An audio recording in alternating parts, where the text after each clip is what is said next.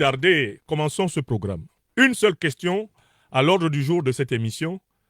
Il est pratiquement 14 heures, heure de France, lorsque je commence l'examen de la matière principale, autour de laquelle je vous invite à protéger et à partager.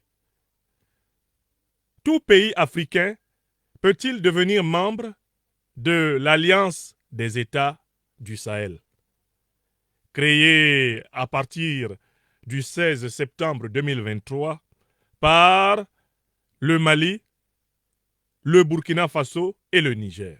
Tout pays peut-il en être membre? Cette question se pose dans un contexte où on observe que les Africains sont déçus des organisations politiques sous-régionales et continentales traditionnelles. En Afrique de l'Ouest, la déconfiture de la CEDEAO est un secret de polichinelle. Cette organisation a montré ses limites dans la protection des intérêts vitaux des peuples ouest-africains et elle est vomie par les opinions ouest-africaines parce que, se mettant au service des intérêts néocolonialistes français et impérialistes occidentaux, cette organisation s'est mise à réprimer les peuples africains pour les soumettre aux intérêts des puissances étrangères anciennement négrières, coloniales et nouvellement néocoloniales et impérialistes. Au désaveu de la CEDEAO en Afrique de l'Ouest correspond le désaveu de la CEMAC en Afrique centrale, une autre organisation détestée et détestable de valets du néocolonialisme français et de l'impérialisme occidental, incapable de concevoir un véritable pas vers la pleine souveraineté des anciennes colonies, françaises, de l'Afrique équatoriale dite française. Organisation qui rassemble les pires despotes d'Afrique centrale, fraudeurs aux élections, truqueurs de constitution et brutaliseurs de leur peuple.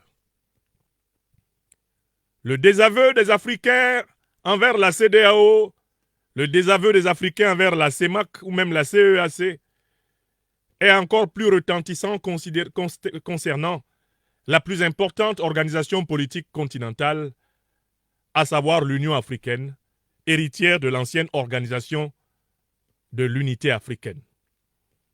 L'Union africaine est rejetée massivement par les opinions africaines parce que c'est une organisation de pure figuration, une organisation qui ne sert à rien, qui ne résout aucun problème africain, une organisation qui n'est même pas autonome dans son mode de fonctionnement, car incapable de se financer elle-même, une organisation qui se permet d'admettre dans ses instances des puissances du Moyen-Orient, comme Israël, d'admettre dans ses instances la présence des puissances de l'Union européenne, une organisation ouverte aux quatre vents, espionnée et dont le moindre conclave est immédiatement maîtrisé par l'Union européenne, la Grande-Bretagne, les États-Unis, la Chine, maîtrisée par les puissances du Moyen-Orient. Une organisation ouverte aux quatre vents et par conséquent inutile aux Africains, même si elle continue de jouer le rôle de semblant de socle de l'unité africaine. Les Africains sont déçus de l'Union africaine. Ils sont déçus de la CEDEAO. Ils sont déçus de la CEMAC. Toute mascotte au service d'intérêts étrangers et incapable de résoudre les crises africaines. Tenez, la CEDEAO, créée depuis 1975, a été incapable de construire une force commune pour combattre le terrorisme. Mais elle a tenté plusieurs fois ces dernières années d'assassiner certains pays d'Afrique de l'Ouest pour faire plaisir au néocolonialisme français et à l'impérialisme occidental. Incapable de combattre le terrorisme qui menace toute la sous-région, la CEDEAO a tenté plusieurs fois d'écraser certains pays, notamment les pays dans lesquels a été affirmée la volonté des peuples africains à s'assumer comme étant des peuples souverains. Prenez la CEMAC en Afrique centrale, incapable de construire une monnaie commune sous-régionale africaine, de sortir du joug colonial et néocolonial du CFA, incapable de construire une armée intégrée d'Afrique centrale pour combattre le terrorisme, incapable de converger sur le terrain politique ne serait-ce qu'en matière de transparence financière, de transparence électorale, en matière de transparence dans la gestion des droits humains. La CEMAC est en réalité un grand machin de trop. Dans cet océan de tristesse et de misère, dans cet océan de déception infinie et de désaveu, de désespoir des Africains concernant leurs organisations régionales et continentales, a émergé une espérance. Lorsque le 16 septembre 2023, le Mali, le Burkina Faso et le Niger ont créé l'Alliance des États du Sahel. L'Alliance des États du Sahel a été créée en contrepoint, en opposition à ce qui précisément nous désespère dans l'Union africaine, dans la CEDEAO et dans la CEMAC. Qu'est-ce qui nous désespère dans l'Union africaine, dans la CEDEAO et dans la CEMAC? La CEMAC, nous Africains, épris de liberté, de dignité, de prospérité, de souveraineté légitime. Ce qui nous désespère d'abord, c'est que ce sont des organisations qui privilégient les intérêts étrangers à l'Afrique aux intérêts de l'Afrique. Donc ce sont des organisations extraverties, aliénées. L'Union africaine, la CEDEAO, la CEMAC. Première raison, ce ne sont pas des organisations au service prioritaire des peuples africains, mais au service des intérêts étrangers qui les contrôlent. La deuxième raison, c'est que ce sont des organisations qui n'hésitent pas à nuire aux peuples africains, à se retourner contre les peuples africains, à servir de couteau pour le néocolonialisme et l'impérialisme contre l'Afrique. Deuxième raison. Troisième raison, ce sont des organisations qui brillent par leur imposture morale, parce que les principes qu'elles proclament sont exactement le contraire de leurs pratiques. Voilà pourquoi elles sont insupportables aux Africains. Voilà pourquoi les Africains les ont vomis. Elles font le contraire de ce qu'elles disent. Elles parlent de démocratie. La plupart des pays membres de la CEDEAO, membres de la CEMAC, membres de l'Union africaine ne respectent pas les principes démocratiques. Elles parlent de bonne gouvernance. La plupart des pays membres de l'Union africaine, de la CEDEAO, de la CEMAC ne respectent pas les fameux principes de la bonne gouvernance. Elles parlent de droits humains, de respect du pluralisme, du respect de l'état de droit. Ça, c'est ce qu'elles disent. Dans la pratique, la plupart des pays membres de l'Union africaine, de la CEDEAO, de la CEMAC, sont des mouroirs pour les droits humains. Voilà les raisons pour lesquelles, lorsque l'Alliance des États du Sahel a émergé, les Africains tous ensemble se sont tournés pour regarder la naissance de cette étoile. Les Africains se sont tournés vers l'Alliance des États du Sahel pour voir enfin quelque chose d'autre, de radicalement autre qui commençait. Et quels sont les piliers de l'Alliance des États du Sahel? Moi, je suis un lecteur des textes fondamentaux, je vous les résume. L'Alliance des États du Sahel a été fondée pour défendre les intérêts souverains, la souveraineté africaine. Le Mali, le Burkina Faso et le Niger se sont rassemblés dans cette alliance avec pour objectif la défense de la souveraineté, c'est-à-dire du droit des peuples africains à disposer d'eux-mêmes, des États africains, d'être les seuls et uniques décideurs de l'orientation de leur destin. Premier élément fondamental de l'AES, principe de souveraineté. Or, c'est justement l'élément que l'Union africaine, la CEDEAO et la CEMAC ne respectent pas. Ce sont des organisations aliénées. Deuxième élément fondamental de l'Alliance des États du Sahel, ce sont des États qui ont décidé que le partenariat stratégique, le partenariat géopolitique, géostratégique international des États africains ne serait plus dicté par les anciennes puissances coloniales comme la France, ou comme l'Union européenne, ou comme les États-Unis ou la Grande-Bretagne, mais seront décidés souverainement par les États africains eux-mêmes. Donc, le deuxième principe de l'Alliance des États du Sahel, c'est la liberté de choix stratégique. Et notamment, l'Alliance des États du Sahel s'est bâtie sur le choix stratégique suivant. Il est hors de question de combattre le terrorisme en s'associant aux alliances militaro-politiques qui l'ont installé. Et de façon notoire, l'AES a été créée pour contrer l'hégémonie de l'OTAN sur le peuple africain. Car c'est l'OTAN qui est responsable de la grande déstabilisation de l'Afrique contemporaine à travers le saccage de la Libye en association avec Al-Qaïda et l'État islamique, l'invasion du Sahel par les organisations terroristes créées par les puissances otaniennes au Moyen-Orient et la volonté de recolonisation militaire économique du continent pour en faire un réservoir ad vitam aeternam des matières premières stratégiques dont l'industrie occidentale a besoin pour fonctionner de manière optimale. Et ça, c'est le deuxième principe, la réorientation stratégique, la rupture avec l'hégémonie de l'OTAN et de tous ses États membres sur le continent africain. Troisième principe fondamental de l'Alliance des États du Sahel, le principe de la défense des intérêts vitaux des peuples africains. La défense des intérêts vitaux. C'est-à-dire que l'AES part du principe que dans toutes les situations qui vont se présenter, les intérêts vitaux des peuples maliens, burkinabés et nigériens sont prioritaires dans les choix du gouvernement. Le gouvernement n'a pas le droit de choisir quelque chose qui sacrifie les intérêts de son peuple. Voilà les trois principes de la trilogie fondamentale de l'AES. Ce sont ces principes qui guident la politique du général d'armée Assimi Goïta, président du Mali. Ce sont ces principes qui guident la politique du capitaine Ibrahim Traoré, président du Faso. Ce sont ces principes qui guident la politique du général de brigade Abdourahmane Tiani, président du Niger.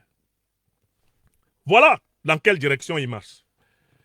Et c'est un rappel qui est extrêmement important parce que celui qui oublie les trois principes de la trilogie fondamentale de l'AES n'est pas capable de répondre sérieusement à la question. Il n'est pas capable de répondre sérieusement à la question à quelles conditions.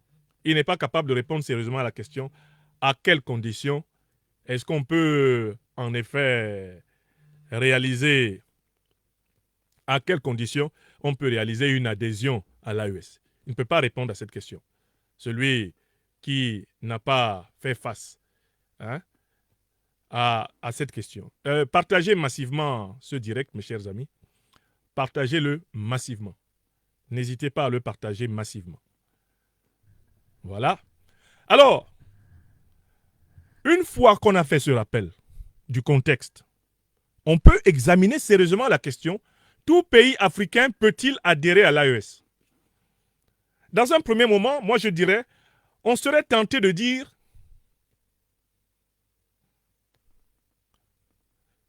on serait tenté de dire, en effet, que tout pays africain a la possibilité d'adhérer à l'AES. On serait tenté de le dire, pourquoi? Parce que l'AES est une organisation africaine, l'AES est une organisation basée en Afrique, et que dans ces conditions-là, en effet, l'AES peut, à tout moment, intégrer tout pays qui, justement, partage cette proximité géographique d'être un pays africain. A priori, on pourrait aussi dire que l'AES est une organisation au service de la cause panafricaine. Et à ce titre, c'est une organisation qui est donc ouverte à apporter le meilleur d'elle-même à toute Africaine, à tout Africain dans le monde, par conséquent qu'elle serait ouverte à tous les pays africains. Un troisième principe, à partir de ce panafricanisme de l'AES, peut dire que tout pays africain peut adhérer. Et d'autant plus que l'AES elle-même, à travers ses dirigeants, a plusieurs fois fait appel, a plusieurs fois indiqué qu'elle était une alliance ouverte à l'intégration de nouvelles forces. Mieux, quatrième argument, on pourrait penser que tout pays africain peut adhérer à l'AES parce que c'est même dans l'intérêt de l'AES de grandir. Si l'Alliance des États du Sahel pouvait rassembler tous les pays, par exemple, du Sahel et tous ceux du Golfe de Guinée, elle deviendrait de facto la plus puissante alliance politique du continent. Elle pourrait même être plus efficace que l'Union africaine.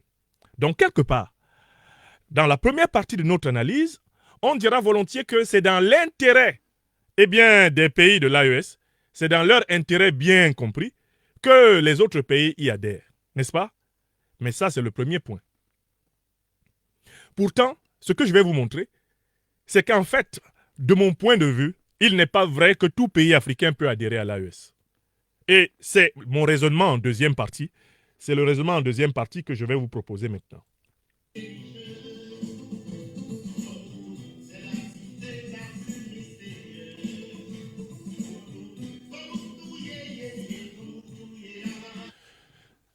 Dans la deuxième partie de cette dissertation de géopolitique et de géostratégie, je démontre que tout pays africain ne peut pas adhérer à l'AES. Il ne suffit pas d'être un pays africain, de partager avec l'AES une certaine proximité géographique, d'avoir le désir d'adhérer à l'AES, ou éventuellement d'être un pays qui pourrait apporter un plus à l'AES pour être membre de l'AES. En réalité, pour être membre de l'AES, il faudrait se demander si le pays concerné remplit les conditions que les 3 pays fondateurs de l'AES ont remplies pour se rassembler. Par conséquent, quelles sont ces 3 conditions? Est-ce que ce pays a choisi d'être entièrement, radicalement souverain? Si ce pays a choisi d'être radicalement entièrement souverain, est-ce que son armée est sous le contrôle d'une armée de l'OTAN? Est-ce que son armée est sous le contrôle de conseillers militaires des puissances qui ont déstabilisé l'Afrique depuis plusieurs décennies? Un pays dont le gouvernement et l'armée sont sous le contrôle des puissances de l'OTAN ne peut pas adhérer à l'AES. Si vous avez dans votre armée des conseillers militaires des pays de l'OTAN ou des pays alliés de l'OTAN, vous ne pouvez pas adhérer à l'AES. Parce que l'AES a été créée pour s'opposer à l'hégémonie de l'OTAN sur le continent africain.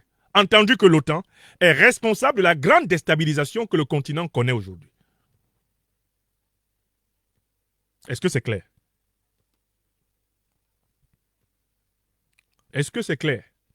Voilà le premier point. Deuxième élément important. Pour adhérer à l'AES, il faudrait qu'on soit un pays qui a reconquis sa liberté de choix stratégique, de choix de partenaires stratégiques. Un pays qui ne peut pas librement coopérer avec la Chine, avec la Russie, sans devoir obéir aux oukases des pays de l'OTAN, ne peut pas adhérer à l'AES. Un pays qui prétend être l'ami de tout le monde ne peut pas adhérer à l'AES, parce que tout le monde n'est pas l'ami de l'AES. J'entends les diplomates de plusieurs pays, plutôt favorables à l'AES, prétendre qu'eux, ils sont les amis de tout le monde. Un pays qui est l'ami de tout le monde ne peut pas adhérer à l'AES parce que l'AES n'est pas l'ami de tout le monde. Les principes choisis par l'AES, la souveraineté, la liberté de choix stratégique, le principe de la liberté d'orientation, ces principes-là, d'accord? Ces principes ne peuvent pas précisément se traduire par une adhésion à l'AES quand ils ne sont pas respectés par un pays.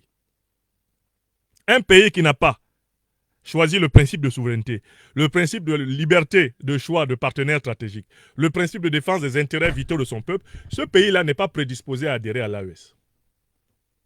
Donc, par exemple, si vous avez les conseillers militaires israéliens, les conseillers militaires américains, les conseillers militaires français, britanniques, l'Union européenne installés dans tout votre appareil de sécurité, quelle adhésion pouvez-vous avoir avec l'AES? Si ce n'est pas une adhésion pour récupérer les renseignements stratégiques de l'AES et les donner à des puissances qui ont décidé la perte de l'AES. C'est la question que doit se poser tout pays qui veut adhérer à l'AES. J'entends parler par exemple le Togo, j'entends parler maintenant de plus en plus du Ghana, j'entends parler de plus en plus du Tchad. Voilà 3 pays qui doivent se poser les questions suivantes. Avons-nous choisi, dans tous les domaines, avons-nous choisi d'aller vers la souveraineté? Ce sont des pays qui doivent se poser la question suivante. Avons-nous compris que quand on adhère à l'AES, on ne peut pas être l'ami de tout le monde? Parce qu'il y a des puissances dans ce monde qui ont juré la perte de l'AES. On ne peut pas être l'ami des puissances qui ont dit on va les punir. Le Mali, le Burkina Faso et le Niger. Vous ne pouvez pas être leur ami d'un point de vue géopolitique et géostratégique et être membre de l'AES. Et ça, c'est la vérité que l'on doit au Togo, que l'on doit au Tchad. C'est la vérité qu'on doit au Ghana. Parce que quand vous décidez d'adhérer à l'AES, vous savez que vous rentrez dans le collimateur du néocolonialisme français, dans le collimateur de l'impérialisme occidental, vous entrez dans le collimateur, vous rentrez dans le collimateur de toutes les puissances qui voient d'un mauvais œil l'émergence d'une puissance souveraine au cœur du Sahel. Et vous ne pouvez pas dire je vais être l'ami de tout le monde, mais je veux être membre de l'AES. C'est un énoncé absurde. C'est un énoncé absurde. Troisièmement, quand vous adhérez à l'AES, vous adhérez au principe de la défense des intérêts vitaux de votre peuple. Les intérêts de votre peuple passent avant les intérêts d'une quelconque puissance autre. Et donc, par conséquent, vous ne pouvez plus être compatible avec tout le monde quand vous adhérez à l'AES. Car cette adhésion suppose que vous vous engagez dans le combat pour la décolonisation réelle de l'Afrique. C'est une adhésion combattante. C'est une adhésion de résistance. C'est une adhésion de libération. On ne peut donc pas essayer de ménager la chèvre et le chou. On ne peut pas essayer d'un côté d'être membre de la CEDEAO et de l'autre côté d'être membre de l'AES. On ne peut pas essayer d'un côté de faire ami-ami avec le néocolonialisme français, l'impérialisme occidental, et dire qu'on veut entrer dans l'AES. Ce n'est pas possible. Il y a une contradiction flagrante. Et ce serait imprudent de la part de l'Alliance des États du Sahel d'accepter une adhésion d'un pays qui ne remplit pas les 3 critères de la trilogie. Alors, en conclusion, qu'est-ce qu'il reste à faire? Les pays de la CEDEAO, de l'Union africaine, qui ont de la sympathie pour l'AES, mais ils peuvent passer, on va dire, des alliances souples avec l'AES. Ils peuvent passer des conventions avec l'AES. Ils ne sont pas obligés d'adhérer. Si le Togo ne peut pas quitter la CEDEAO pour rejoindre l'AES, il peut au moins passer un partenariat privilégié avec l'AES. Si le Ghana ne peut pas quitter la CEDEAO pour rejoindre l'AES, le Ghana peut passer un partenariat privilégié avec l'AES. Si le Tchad ne peut pas adhérer à l'AES parce qu'il ne peut pas remplir les 3 critères, souveraineté, liberté de choix stratégique, défense des intérêts vitaux, il peut au moins, le Tchad, passer un accord de partenariat stratégique privilégié avec l'AES. Et il me semble que c'est cette 3e hypothèse qui répond pour le moment à la situation de pays comme le Togo, le Ghana ou le Tchad. Ces pays ne remplissant pas encore les 3 critères de convergence fondamentaux qui sont à l'origine de la création de l'AES, ils ne peuvent pour le moment qu'avoir un partenariat privilégié avec l'AES. Mais ils ne peuvent pas encore adhérer. Ce serait une faute à la fois, à mon sens, des dirigeants de l'AES et en fait une forfaiture de la part des dirigeants de ces pays qui n'ont pas encore rempli les critères d'organiser une adhésion dans des conditions non remplies. Donc, je conclus en disant, tout pays africain ne peut pas être membre de l'AES. Pourquoi? Parce que tous les pays africains n'ont pas choisi la politique de la trilogie. Souveraineté, liberté de partenariat stratégique, défense des intérêts vitaux. Un pays africain qui s'achemine vers cette politique peut à tout le moins passer un partenariat privilégié avec l'AES. Et c'est la situation aujourd'hui du Togo, c'est la situation possible du Tchad, c'est la situation possible du Ghana. Pour ma part, en tant qu'analyste politique, ces 3 pays dont on nous parle de plus en plus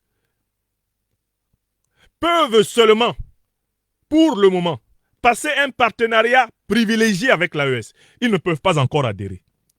Car ils ne remplissent pas encore les 3 critères de convergence qui unissent et qui soudent le Mali, le Burkina Faso et le Niger. Voilà la démonstration. Voilà la démonstration que je voulais vous exposer dans mon éditorial de ce vendredi 17 janvier 2025. Donc ma réponse est là. Tout pays africain ne peut pas adhérer à l'AES. Encore faut-il que ce pays remplisse les 3 principaux critères de convergence de l'AES. Les pays qui ont de l'amitié pour l'AES, mais qui ne peuvent pas remplir ces critères de convergence, peuvent cependant passer des accords de partenariat privilégiés. Donc pour le moment, je suggérerais modestement, car je n'ai pas de pouvoir de décision, je suggère modestement qu'il y ait des accords de partenariat privilégiés entre l'AES et le Togo, entre l'AES et le Ghana, entre l'AES et le Tchad, en attendant que ces 3 pays et tout autre pays qui veut vraiment adhérer à l'AES s'aligne parfaitement sur les 3 grands critères de la trilogie fondamentale de l'AES, à savoir le critère de la souveraineté, le critère de la liberté de partenariat stratégique et le critère de la défense des intérêts vitaux. CQFD, ce qu'il fallait démontrer. Toute adhésion précipitée à l'AES est un danger pour l'AES. Un pays qui n'a pas encore rempli correctement les critères de convergence va s'avérer être une taupe à l'intérieur de l'AES pour transférer des informations stratégiques, des informations tactiques aux puissances ennemies de l'AES. de ce point de vue, j'ai confiance en la lucidité, j'ai confiance en la vigilance des 3 grands gouvernements, des 3 grands dirigeants de l'AES. Les présidents Assimi Goïta, Ibrahim Traoré et Abdourahmane Tiani ne sont pas tombés d'une pluie avant-hier. Ils ne s'en laisseront point compter. Ainsi soit-il. Ainsi soit-il. La première chose, abonnez-vous à cette page, cliquez sur le bouton s'abonner qui s'affiche juste en bas. Et la deuxième chose, cliquez sur la cloche de notification pour ne rater aucune des vidéos que je publie ici très régulièrement. Retrouvez KDW Africa sur YouTube, Facebook, TikTok.